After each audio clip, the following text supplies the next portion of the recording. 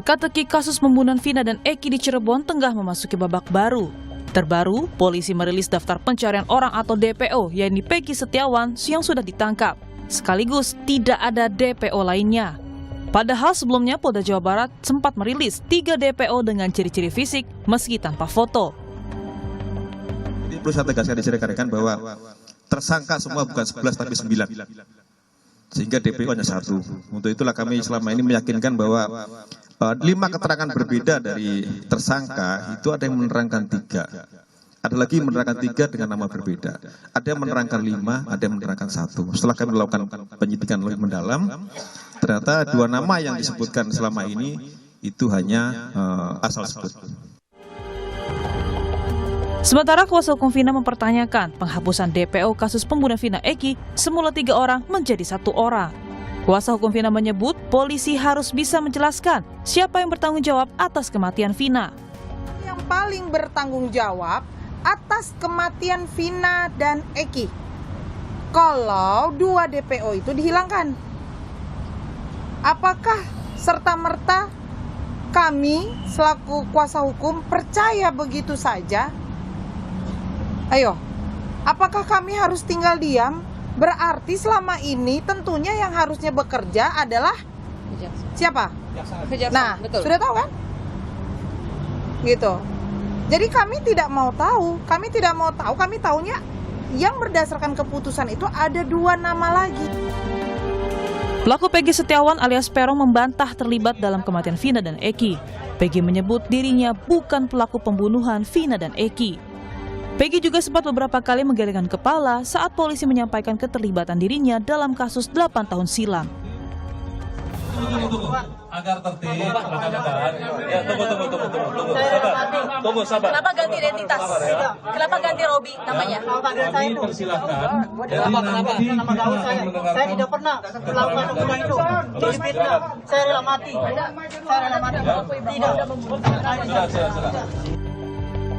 Kini publik pun menanti kebenaran fakta kasus pembunuhan Vina dan Eki. Benarkah ini sudah mencapai titik terang? Tim Liputan Kompas TV. Saudara, polisi mengungkap bahwa pelaku pembunuhan Vina adalah 9 orang, bukan 11 orang. Pelaku terakhir yang ditangkap dan menjadi DPO ialah Peggy Setiawan alias Perong. Namun yang kemudian menjadi sorotan adalah menyoal inkonsistensi polisi soal jumlah pelaku pembunuhan Vina Eki yang sebelumnya 3 DPO menjadi hanya 1 DPO. Benarkah Peggy Setiawan alias Perong ini memang betul otak pembunuhan? Lalu bagaimana penelusuran kasus ini? Kita akan membahasnya di pagi hari ini bersama dengan sejumlah narasumber yang sudah hadir melalui sambungan Zoom. Sudah ada anggota Kompolnas, ada Pak Yusuf Warsim. Selamat pagi, Assalamualaikum Pak Yusuf.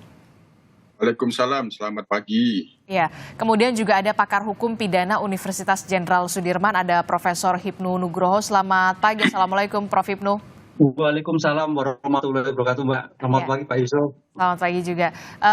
Selanjutnya juga ada kuasa hukum dari keluarga korban Vina, yakni ada Mbak Putri Maya Rumanti, nanti akan bergabung menyusul Mbak Putri. Saya tapi ingin ke Kompolnas dulu. Kompolnas ini kan pasti menyoroti betul ya, termasuk juga publik yang memberikan atensi begitu besar. Kemarin ini yang kemudian menjadi sorotan adalah polisi merilis dari 3 DPO kemudian berubah lagi menjadi hanya 1 DPO begitu. Pak Yusuf, ini bagaimana Kompolnas nanti akan mengkonfirmasi soal ini? Kita jadi bertanya-tanya, ini bagaimana ini dari 3 menjadi 1?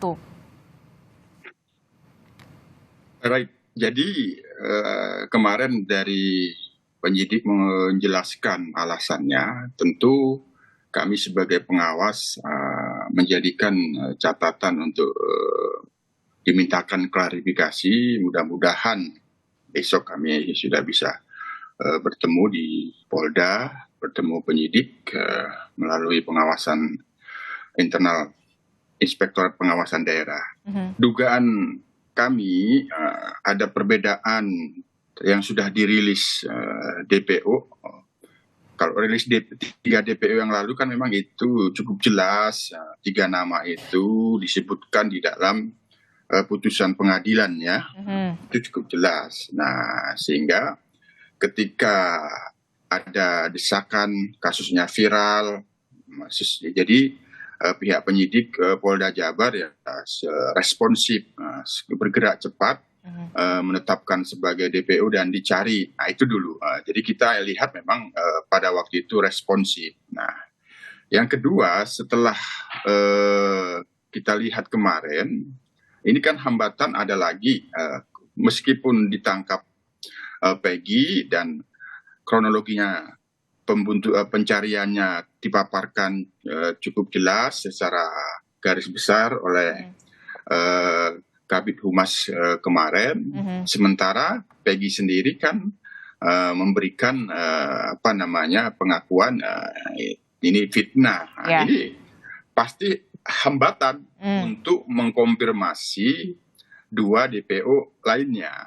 Hanya kami juga bertanya-tanya mengapa penyidik terlalu cepat mengambil kesimpulan 2 DPO lainnya itu sebenarnya berdasarkan keterangan yang berbeda-beda dari terpidana itu, terus mengakhiri hanya pada Peggy. Tentu ini kami akan tanyakan nanti apa.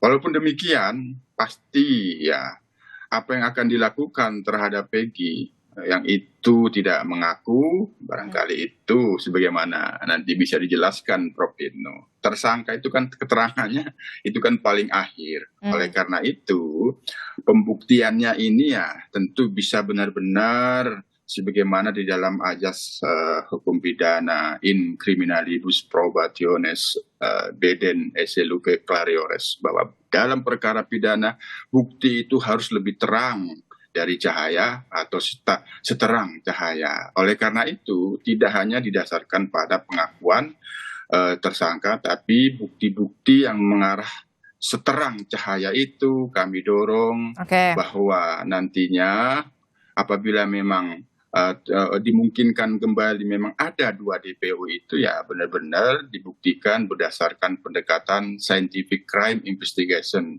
melalui kemampuan investigasi ilmiah yang dimiliki oleh Polri sendiri. Itu kita dorong, tidak langsung cepat-cepat menyimpulkan 2 DPO tidak ada lagi. Nah, itu. Berarti besok Kompolnas akan ke Polda Jawa Barat untuk kemudian mengkonfirmasi perihal mungkin DPO yang dari 3 kemudian menjadi hanya 1 begitu, Peggy terakhir, kepada para penyidik yang saat ini mengusut menyidik kasus ini, termasuk juga penyidik yang sebelumnya 8 tahun lalu juga menyidik kasus ini. Iya. Kalau penyidikan yang sebelumnya kan memang ada kelemahan-kelemahan. Nah, salah di antaranya ada barang bukti sperma di tubuh korban, kamera CCTV yang itu tidak terlihat bagaimana menggunakan barang bukti itu. Itu kan 2 hal kelemahan. Bagaimana selanjutnya di dalam proses penyidikan itu sudah berbeda pada penyidiknya saat ini. Apakah penyidikan yang dilakukan pada saat ini yang sebelumnya merilis 3 DPO, kemudian menghapusnya, ini apakah bagian dari koreksi proses penyidikan yang telah dilakukan sebelumnya, yang itu memang berdasarkan putusan pengadilan cukup jelas ada 3 nama yang dimaksud dalam DPO. Apakah ini mengkoreksi berdasarkan bukti-bukti yang didalami kembali melalui 7 terpidana dengan mengkonfirmasi Peggy yang telah ditangkap itu. Itu yang kita ingin pastikan. Mudah-mudahan kami besok lancar bertemu dengan penyidik melalui pengawasan daerah Polda Jabar. Ini kan jadinya kan kita timbul keraguan ya, wajar lah kalau misalkan publik kemudian timbul keraguan sudah 8 tahun berlalu, kemudian baru beberapa pekan belakangan ini kemudian Peggy alias Peron ini kemudian ditangkap dengan lokasinya di Bandung, Jawa Barat, tidak jauh bahkan dari Cirebon, kemudian dihadirkan kemarin yang disebut-sebut merupakan otak dari pembunuhan Vina dan juga Eki, kemudian Peggy mengatakan saya bukan pembunuhnya, kemudian saya rela mati dan segala macam, termasuk juga salah satunya adalah DPO tadi yang sudah saya sebutkan, tadinya ada 3, kemudian hanya 1 begitu, 2 ini fiktif. Kemudian ada tudingan kemudian Polda Jawa Barat ini disebut inkonsisten. Respon Anda, Kompolnas? Ya itu nanti kita lihat, kami belum bisa memberikan penilaian. Kita akan mendengarkan klarifikasi dari Polda Jabar, alasan yang paling penting menjadikan 2 DPO lainnya itu memang benar-benar tidak ada, atau ini sementara. Mudah-mudahan ya berdasarkan bukti-bukti yang dikumpulkan dari proses penyidikan sejak dinyatakan 3 DPO itu dicari dan hingga ditangkapnya Peggy alias Perang ini, belum bisa benar-benar kuat menyimpulkan tidak ada DPO lain. Atau kita masih menduga jangan-jangan 2 DPO yang dimaksud ini memang yang diyakini oleh para kuasa hukum terpidana itu yang meragukan 3 DPO, 3 tersangka lain itu malah sama sekali tidak ada. Ini yang akan kita lihat besok. Oke, saya ke Mbak Putri. Mbak Putri sudah bergabung dengan studio, Mbak Putri? Kuasa hukum dari keluarga Vina? Oke, baik, tampaknya masih belum bergabung, Mbak Putri. Halo Mbak, iya halo. Oke, Mbak Putri ini kan kalau kita lihat kemarin menjadi sorotan ya, Peggy alias Perong ini betul-betul menggelengkan kepala, gesturnya pada saat polisi melakukan rilis, kemudian juga sempat mengatakan kepada wartawan, saya bukan pembunuhnya, saya rela mati, bahkan saya tidak melakukan itu. Bagaimana langkah nantinya yang akan dilakukan oleh kuasa hukum dari keluarga Vina, Mbak Putri? Iya, terima kasih Mbak. Selamat pagi semuanya. Perihal memang kemarin saya dan tim berada di Polda Jabar, dan memang kami menyaksikan langsung perihal Peggy yang menggeleng-gelengkan kepala dan mengatakan bahwa dia tidak bersalah. Tentunya kami sebagai kuasa hukum kembali menyerahkan segala sesuatu, semua perihal pemeriksaan dan pembuktian itu kepada Polda Jabar. Kami pasti akan mendukung segala sesuatu apa saja yang bisa mendukung pembuktian tersebut. Karena saat ini pun kami belum bisa terkonfirmasi dengan penyidik, Mbak. Jadi apa dasarnya, apa penyebabnya, apa saja yang membuktikan bahwa Peggy ini adalah pelaku utamanya. Jadi kami tidak bisa berbicara banyak dulu begitu, Mbak.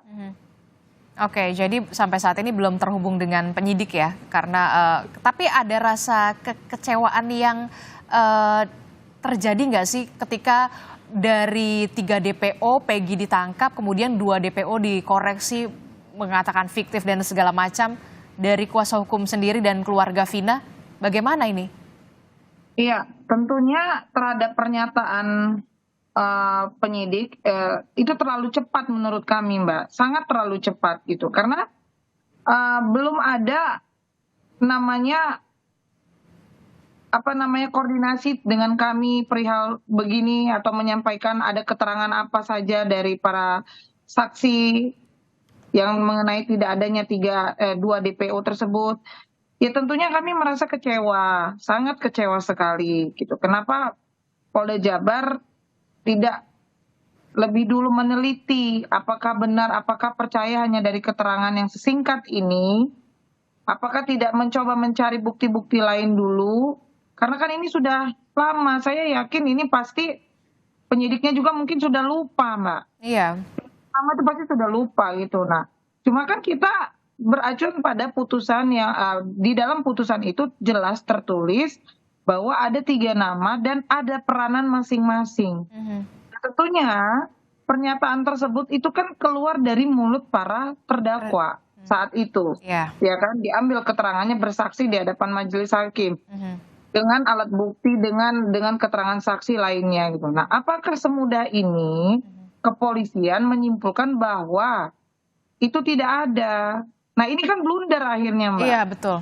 Blunder sendiri gitu. Sementara kita sedang benar-benar mencoba untuk membangun kepercayaan masyarakat terhadap kinerja Polri hingganya ketika mengeluarkan statement seperti itu, jangankan mau mempercayai institusi lagi, percaya Peggy ini adalah pelaku utamanya pun masyarakat sudah tidak percaya begitu, Mbak. Jadi ragu ya?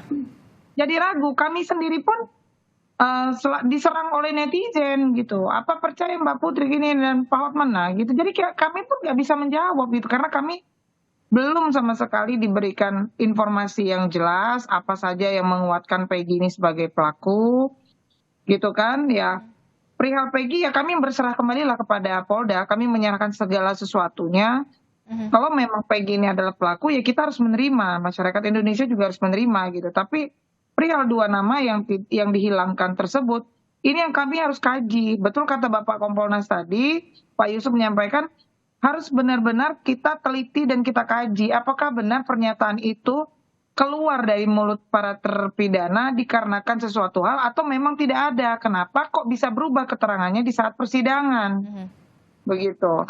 Ataukah ada faktor X juga yang kemudian harus diselidiki juga tampaknya Mbak Putri ya, kalau Anda melihat? Bisa jadi Mbak, bisa jadi karena segala sesuatu, sekarang kan asumsi yang tercipta di tengah masyarakat itu kan ada hal-hal yang menggiring opini kepada seseorang atau kepada salah satu pihak begitu.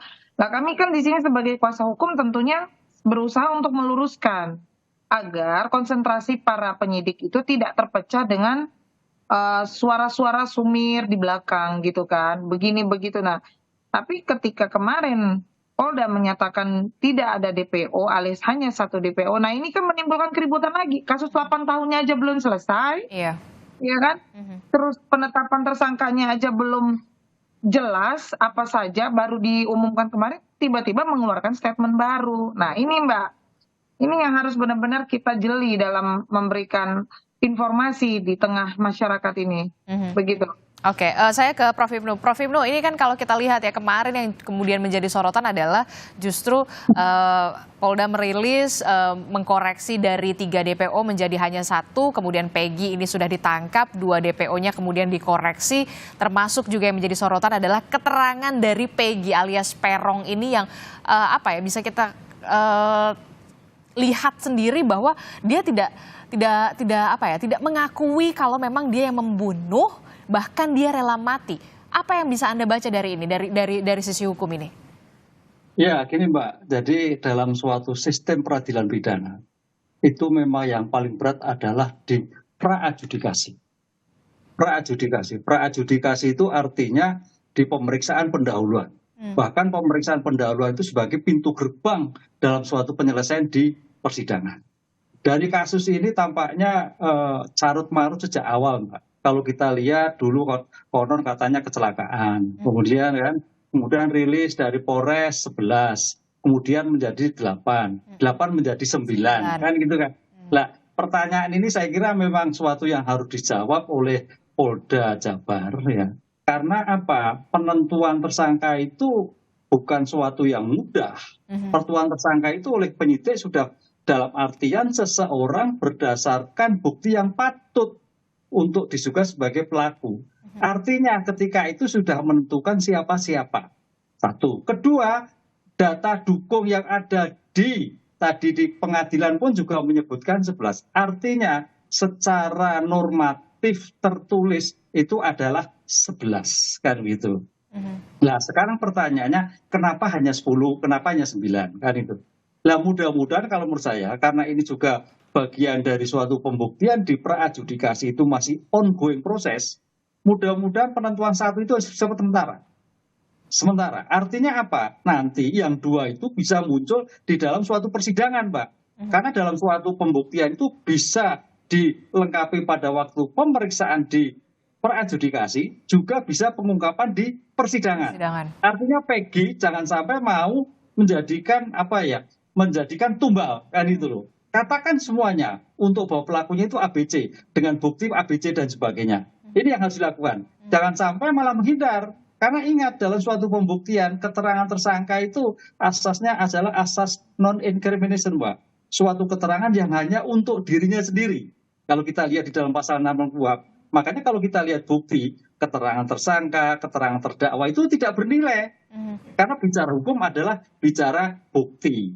Begitu. Oleh karena itu kita tunggu ya, yang 2 ini saya kira kok sementara. Tapi kalau diputuskan 9 terlalu prematur. Karena pembuktian sejak awal kayaknya carut marut. Mudah-mudahan ke depannya demi kepastian hukum yang 2 itu ketemu di dalam pengungkapan suatu pembuktian. Karena pembuktian itu tidak hanya dilidik, di persidangan pun juga nanti kejelian penuntut umum, kejelian penasihat hukum, kejelian hakim akan menguak siapa sebetulnya yang 2 DPO tadi. Begitu.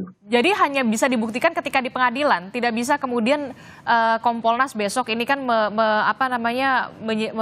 menggali dari para penyidik ini kok bisa dari 3 DPO jadi cuma 1 DPO dan satunya ini sudah ditangkap, 2-nya dikoreksi begitu. Tidak bisa? Ya, tidak bisa. Ini taruhan dari Polda Jabar kalau hanya menentukan 9, Mbak. Itu loh. Makanya penentuan 9 tambah 1 itu kok tidak konsisten dengan bukti awal dan bukti di dalam dokumen kan gitu loh. Ini yang kita sayangkan tuh. Kenapa tidak dikatakan sementara dulu kan itu loh. Kalau sementara kan masih berlanjut. Pada titik tertentu tidak ditemukan itu baru. Jangan terburu-buru menentukan hanya satu. Ini yang kita sayangkan dalam suatu pengungkapan perkara. Karena pengungkapan perkara ini tidak hanya disidik, diperadjudikasi, diadjudikasi juga pengungkapan, Mbak. Nanti akan jadi masalah ketika di pembuktian persidangan ternyata 2 itu ketemu. Lah, apa kata dunia Polda Jabar? Berarti Anda juga melihat ada inkonsisten di sini? Kalau melihat data sejak awal, iya. Kan dulu kalau kita lihat YouTube-nya kan Polres tanggal 11. Hukumannya 11. Gitu, Mbak. Sehingga sampai kemudian di putusan juga disebutkan 11. Kenapa yang 3 itu tidak? Baru 1. Katanya keterangan-keterangan. Lah inilah saya kira menjadikan problem tersendiri, carut marut penyelesaian dalam kasus pembunuhan. Sehingga menurut saya penentuan tambah 1 itu menurut saya kok sementara. Lebih baik dikatakan sementara. Jangan finish. Kalau finish berkembang nanti persidangan, wah repot nanti pengungkapan suatu perkara selanjutnya. Berarti ini benar-benar harus kalau memang Peggy harus membuktikan dan kuasa hukumnya harus benar-benar bisa membuktikan bahwa dia bukanlah orang otak dari pembunuhan Eki dan juga Vina begitu ya. Termasuk juga membuktikan 2 DPO ini sebenarnya ada atau tidak begitu. Iya, karena ini kan dalam konteks hukum kan pasal 55 penyertaan. Sebetulnya siapa sih dadernya? Kita juga belum tahu. Siapakah yang turut serta? Yang membantu sudah kemarin sudah diputus bebas, kan gitu, Pak. Oleh karena ini harus direkonstruksi ulang, baik pelaku, baik keluarga pelaku yang untuk menginformasikan awal, bukan para pelaku yang sudah dipidana loh, sudah selesai. Tapi dalam pengungkapan ini kayaknya Polda Jabar harus lebih luas. Keluarga-keluarga pelaku dulu, keadaan pada waktu dulu dibuka kembali. Sehingga jangan sampai penentuan seorang ini menjadikan suatu yang nanti bermasalah di kemudian hari. Ini suatu taruhan yang luar biasa ketika hanya menentukan 1 padahal dokumen-dokumen menyatakan 3. Begitu, Pak. Harus ada rekonstruksi ulang? Oh iya, pasti. Rekonstruksi ulang. Terutama terhadap yang sudah dipidana dan yang akan dilakukan suatu pemeriksaan di tingkat penyidikan tadi. Termasuk juga memeriksa dari keluarga, tidak hanya dari keluarga Vina, tapi juga keluarga Eki ya? Iya. Karena kalau kita hanya pada tersangka cukup itu, kita harus melebar. Karena di dalam suatu teori pengungkapan perkara itu ada namanya teori, ada penegak objek, subjek, ada TKP, ada barang bukti. Lah TKP barang bukti itu untuk menentukan tersangka. Kalau kita dalam bukunya Erick Melitt itu sulit. Sehingga perlu ada suatu perluasan. Sebetulnya siapa yang tersangka? Lah konteks inilah tampaknya dalam pengungkapan tersangka itu agak sulit karena sejak awal memang bermasalah dalam penentuan perkara, sejak awal bermasalah kaitannya penentuan dan akhirnya sampai sekarang bermasalah. Inilah yang kita takutkan dalam suatu penentuan tersangka di dalam kriminalistik pengungkapan perkara itu terjadi dalam teori-teori pengungkapan suatu perkara, gitu, Mbak. Termasuk juga ini yang cukup mengejutkan adalah pernyataan dari Peggy alias Peron pada saat konferensi pers atau keterangan resmi di Polda Jawa Barat kemarin begitu ya, mengatakan bahwa seharusnya kan memang kalau memang dia betul-betul pelakunya biasanya dia tertunduk, dia merasa malu atau lemas begitu kan. Ini justru kebalikannya. Apa yang kemudian bisa dibaca dari keterangan Peggy alias Peron ini? Jangan dijawab dulu, Prof. Hipnu. Tetaplah bersama kami di Sapa Indonesia Pagi.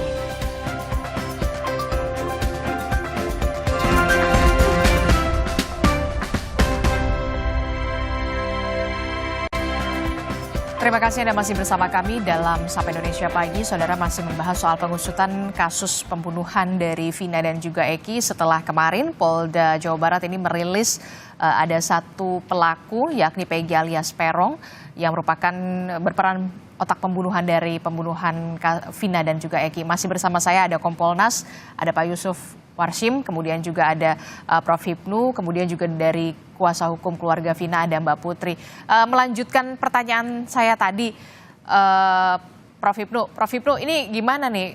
Kalau kita melihat kan seharusnya juga yang dimintai keterangan secara intensif juga kan untuk mengungkap kasus ini secara terang benderang adalah keluarga dari Eki. Karena kan kalau tidak salah keluarga dari Eki adalah yang pertama kali melaporkan kasus ini ya?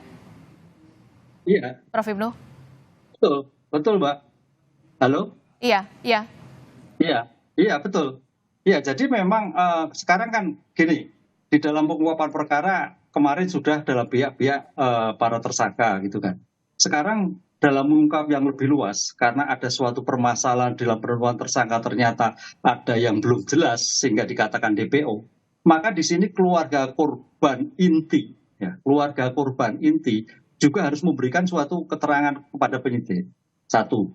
Kedua, yang perlu lagi menurut saya, ide pada waktu itu adanya suatu pembunuhan perkosaan kok ada ide sebagai bentuk kecelakaan lintas itu siapa yang memberikan saran? Ini juga harus diungkap. Karena sejak awal kan ingin mengaburkan yang tadinya berencana kecelakaan lalu lintas. Itu idenya dari siapa? Siapa yang menyuruh? Siapa yang ngarang cerita? Kan itu loh. Nah, itu akan terbuka kembali. Adakah faktor X kan gitu? Nah, itu yang jangan hanya pada sekarang. Jadi harus mundur lagi. Karena ini suatu masalah yang cukup pelik ya. Yang saya tanda petik kok ada hal-hal yang ada ditutupi kan gitu loh Pak. Sehingga sampai terpaksa dari 11 menjadi 8 menjadi 9 kan itu. Padahal dokumen-dokumen sudah begitu jelas. Nah, disinilah saya kira Polda Jabar harus mengulik kembali, melebar kembali dari keluarga, semuanya diperiksa, apalagi rekayasa awal yang tadinya pembunuhan kok dari lalu lintas itu siapa ide dasarnya. Nah itu akan menjadikan suatu pembuktian lebih baru lagi dalam suatu pengungkapan perkara ini. Gitu, Mbak. Anda melihat ada yang ditutup-tutupi dari kasus ini 8 tahun yang lalu. Kalau sekarang ya sudah kadung menjadi atensi. Iya, ini kan sudah terbuka semua kan. Karena kalau 2 itu sulit loh Pak. Kalau 1 sih mungkin ya. 2 itu banyak loh ya. 2 tersangka itu banyak. Seseorang sebagai subjek hukum yang tanda petik dihapuskan itu suatu luar biasa loh. Ya. Ada apa kayak itu? Kalau 1 sih mungkin ya. 1 aja taruhan juga luar biasa. Kalau memang betul-betul tidak ada bukti. Ini 2 kan itu loh. Apakah pada waktu itu kurang teliti kan itu? Ini nasib orang loh, anak orang loh ya. Si 3 itu suatu luar biasa Pak. Oleh karena ini marilah kita dukung semua Polda Jabar untuk bisa menyelidik kembali, mengungkap kembali sehingga kalau toh memang hari ini baru 1, tolong berikan kalimat sementara. Karena namanya suatu penyidikan itu masih ongoing proses. Gitu. Oke, ada tanda tanya besar yang sampai saat ini harus dijawab oleh pihak kepolisian dari publik yang tentu saja bertanya-tanya soal kasus ini sebenarnya bagaimana ini ya. Mbak Putri, masih mendengar suara Adisti di studio? Masih Mbak, masih. Oke, Mbak Putri ini kan kalau dari keluarga Vina justru malah ayo dong saya ingin ketemu penyidik apa yang kemudian mendasari Peggy alias Peron ini benar-benar otak dari pembunuhan. Tapi bagaimana kemudian kuasa hukum dari keluarga Vina juga berkoordinasi dengan keluarga Eki? Kita kan juga melihat kan keluarga Eki ini kan memang yang pertama kali melapor ya? Iya benar Mbak. Kalau kami mencoba menghubungi keluarga Eki sampai hari ini tuh tidak ada jawaban sama sekali. Kami coba menelpon Pak Rudiana, mencoba membangun komunikasi, tapi tetap tidak ada jawaban begitu. Sampai saat ini pernah ada komunikasi berarti ya? Tidak ada Mbak, tidak ada. Sama kuasa hukum dari kuasa hukum Vina dan kuasa hukum Eki bagaimana? Ini kemarin kan ada statement kuasa hukum dari keluarga Eki yang dulu juga mendampingi Vina. Kemarin dia sempat berbicara bahwa status dia sebagai kuasa hukum itu belum dicabut. Nah, namun kami sendiri bertanya kepada keluarga Vina, apakah memang apakah ada surat kuasa yang ditandatangani saat itu terhadap kuasa hukum yang lain? Terus mereka mengatakan tidak ada, Mbak, karena semuanya urusannya Pak Rudiana, begitu. Jadi ya udah gitu. Kami juga menanyakan surat, mereka tidak punya data apapun begitu, Mbak. Jadi sampai saat ini belum ada komunikasi yang terbuka juga ya dari keluarga Eki ya, bahkan dari ayah dari Eki ya. Iya, itu yang kita jadi aneh. Ini kan kita sama-sama mau membantu ya, bukan mau membuat masalah, tapi kami butuh juga informasi keterangan apa saja sih yang saat itu dilakukan gitu. Apa saja upaya dari Pak Rudiana. Kita tahu gitu bahwa beliau adalah seorang polisi dan tidak ada larangan dalam perihal untuk melakukan penangkapan begitu kan. Cuma kan kami mau juga meluruskan suara-suara di luar gitu agarnya tidak blunder lagi begitu. Nah, kalau ini kan beliau tidak muncul, ini menjadi pertanyaan besar juga, Mbak. Ada apa? Kenapa begitu?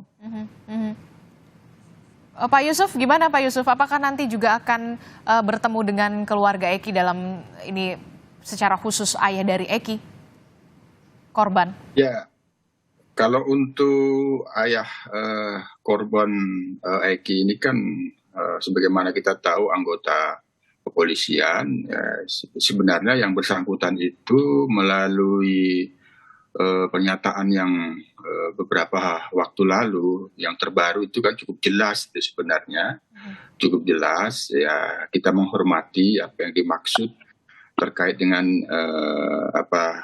tidak ingin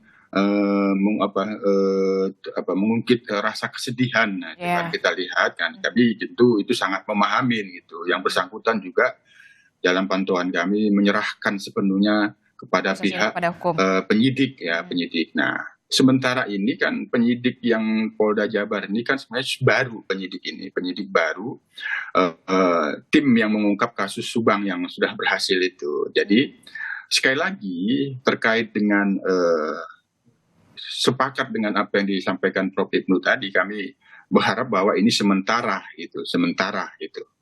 Namun demikian kami juga bisa menganggap bahwa dugaan kami ini adalah koreksi. Karena proses penyidikan sebelumnya hingga telah mendapatkan putusan pengadilan yang telah berkekuatan tetap itu tidak ada upaya PK sampai hari ini. Memang proses penyidikannya itu kita sudah mencatatnya banyak kelemahan-kelemahan. Nah, dari proses misalnya kecelakaan itu sebenarnya memang itu wajar-wajar saja karena laporan pertama anggota polisi di polsek setempat yang menemukan ada mayat sesuai dengan laporan dari pihak masyarakat. Nah, maka dibuat laporan ini kecelakaan. Namun kan kemudian itu dilakukan penyelidikan. Ketika dilakukan penyelidikan tentu sesuai dengan SOP, ada surat perintah penyelidikan, ada surat tugas penyelidikan. Terbitnya surat perintah penyelidikan, terbitnya surat tugas penyelidikan tentu ada laporan. Nah, dalam hal ini dari pihak ayah daripada korban Eki tidak bisa menyimpulkan ini kecelakaan sehingga ini perlu dilakukan penyelidikan. Nah, kemudianlah dalam proses selanjutnya dilakukanlah perburuan terhadap yang diduga, kemudian ditangkap. Nah, dalam proses inilah berada di Polresta Cirebon. Nah, kemudian kan pada saat itu dilimpahkan berkasnya, penyidikannya dilakukan oleh Polda Jabar. Kita tahu bahwa ada perubahan-perubahan BAP yang dilakukan para terpidana saat itu, para tersangka saat itu. Nah, proses penyidikan yang ada di Polresta Cirebon inilah yang kami mencatat beberapa kelemahan-kelemahan yang dua diantaranya itu tadi terkait dengan bukti sperma di tubuh korban, kamera CCTV yang tidak begitu jelas. Ini kan kelemahan-kelemahan yang pada waktu itu. Nah, ini terkait juga dengan 3 DPO yang dimaksud itu, keterangan-keterangan yang sempat dicabut. Nah, ini dalam proses perjalanan pada saat ini ketika Polda Jabar telah merilis 3 DPO, sekali lagi kami menduga berdasarkan apa yang telah diproses selama ini yang itu juga tertulis dalam putusan pengadilan. Sehingga kita berharap bahwa apa yang dirilis penyidik Polda Jabar ini harapannya sementara. Walaupun demikian terkait dengan Peggy ini kan prosesnya harus berjalan. Kita tidak tahu apakah ada upaya pra-peradilan benar. Tentu ini kan berkasnya harus segera lengkap dilimpahkan ke jaksa penuntut umum karena sudah tersangka. Bagaimana nanti jaksa penuntut umum? Apakah tugas jaksa penuntut umum yang lalu kami kira tidak lagi. JPU-nya yang lalu. Ini kan sudah 8 tahun pasti JPU baru. Nah, ini nanti proses petunjuk-petunjuknya ada seperti apa? Apakah mempertanyakan 2 DPU itu lagi? Nah, kita lihat. Oke, Pak Yusuf, tadi kan Anda menyebutkan penyidik ini baru ya kan? Penyidik ini baru yang menangani kasus ini yang saat ini kan penyidiknya baru yang menangani juga kasus Subang. Nah, bagaimana dengan penyidik yang lama yang kemudian dalam tanda kutip memberikan PR lah ya sampai 8 tahun secara waktunya begitu lama begitu. Hasil dari Propam sendiri penyelidikannya gimana?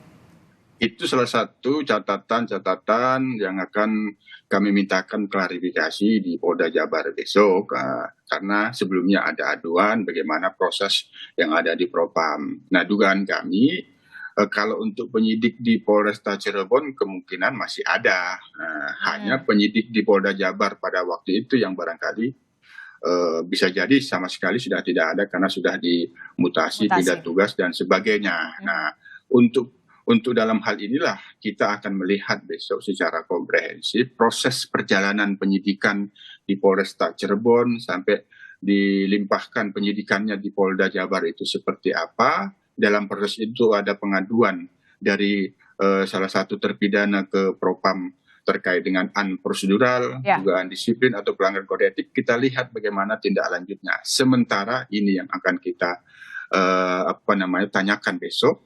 Bagaimana proses itu, nanti di situ kita bisa melihat apakah bisa dipahamin atau tidak. Kalau kita tidak bisa memahami, tentu kami akan memberikan masukan-masukan penguatan. Hanya sebelum kami ke sana, kami sekali lagi mendorong di dalam kasus ini tidak hanya berdasarkan pengakuan-pengakuan, tapi penguatan pada scientific crime investigation. Karena ini kasusnya sudah 8 tahun yang lalu, tertangkapnya Peggy ini sesungguhnya bisa menemukan bukti baru atau semakin menjelaskan bagaimana kasus dugaan pemerkosaannya, siapa intelektual dadernya, itu harapan kita.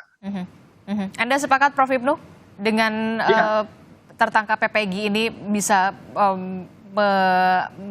bisa mengungkap sebenarnya kasus yang sebelumnya bisa dikatakan buram begitu ya, sampai akhirnya bisa terang benderang sampai saat ini?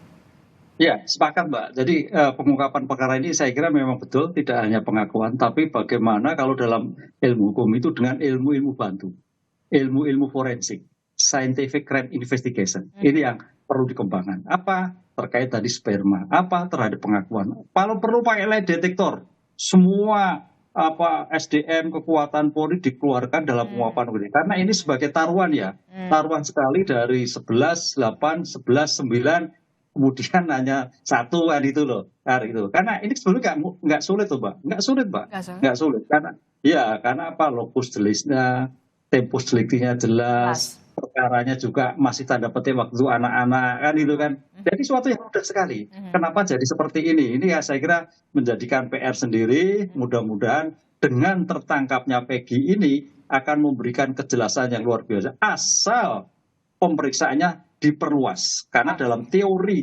triangle pengungkapan perkara itu bisa diperluas. Nah, jangan sampai hanya bersempit, karena diperluas tadi akan ditemukan bukti-bukti baru.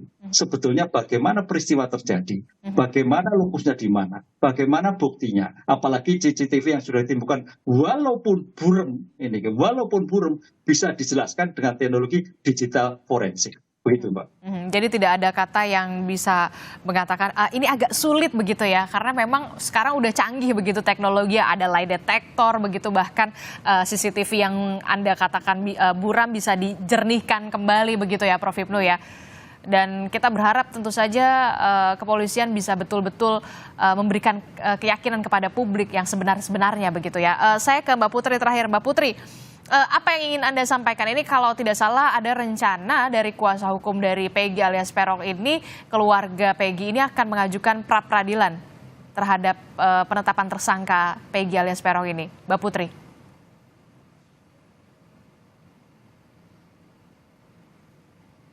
Mbak Putri. Iya Mbak, maaf tadi habis komunikasi dengan Pak Hotman. Ya, bagaimana silakan Mbak Putri. Bagaimana Mbak? Ada rencana keluarga dari Peggy alias Peron dan kuasa hukumnya ini akan mengajukan pra peradilan terkait dengan penetapan tersangka dari Peggy ini. Iya, itu kan merupakan hak dari setiap tersangka, upaya hukum yang memang harus dilakukan kalau memang ada keyakinan bahwa Peggy tidak salah. Kalau kami kan pada prinsipnya mempercayai apa yang dihasilkan oleh kepolisian. Tentunya kami juga tidak boleh melarang apa yang akan dilakukan oleh keluarga Peggy. Dan kami sangat mendukung perihal tersebut, Mbak. Kami persilahkan. Karena kami juga tidak mau sampai ada salah tangkap. Kami kan maunya pelaku yang sebenarnya yang tertangkap, bukan orang yang tidak melakukan yang ditangkap, begitu. Anda melihat ada indikasi ke situ? Sejauh ini saya tidak melihat apapun ya, kami masih meyakini lah hasil kinerja kepolisian, Mbak. Kami masih meyakini. Apa yang ingin Anda sampaikan terkait dengan pengusutan kasus ini dan langkah hukum apa yang kemudian akan ditempuh oleh keluarga dari Vina? Setelah tentunya Mbak, kami akan terus berdiskusi dengan Polda, melihat bukti-bukti dan kemungkinan yang akan terjadi di kemudian hari. Jikalau memang tidak ada 2 DPO tersebut, tentunya kami membutuhkan keterangan yang valid. Yang valid berdasarkan keterangan dari siapa, faktanya bagaimana. Ya kalau memang itu ada, ya kita cari gitu. Sama-sama kita cari bagaimana ini bisa ditemukan.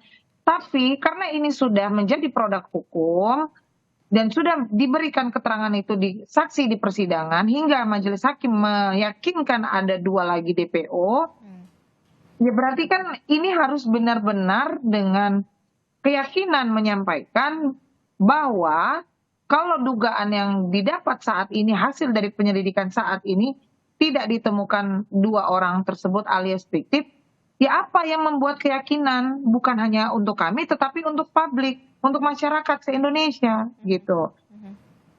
Kita juga terus mengawal bagaimana ujungnya dari kasus ini ya, karena memang pasti 8 tahun itu bukan waktu yang sebentar begitu ya. Dan tentu saja ini menjadi PR besar dari kepolisian untuk bisa benar-benar meyakinkan publik dan memberikan rasa keadilan juga ya, baik bagi keluarga Vina, Eki, dan juga mungkin dari para terpidana ataupun Peggy dan juga Peron begitu ya. Terima kasih Mbak Putri telah bergabung bersama kami. Prof. Hipnu, terima kasih Pak Yusuf Warsim dari Kompolnas, terima kasih telah bergabung bersama kami. Kita tunggu informasinya besok ya di Polda Jawa Barat, Pak Yusuf. Terima kasih, Mbak.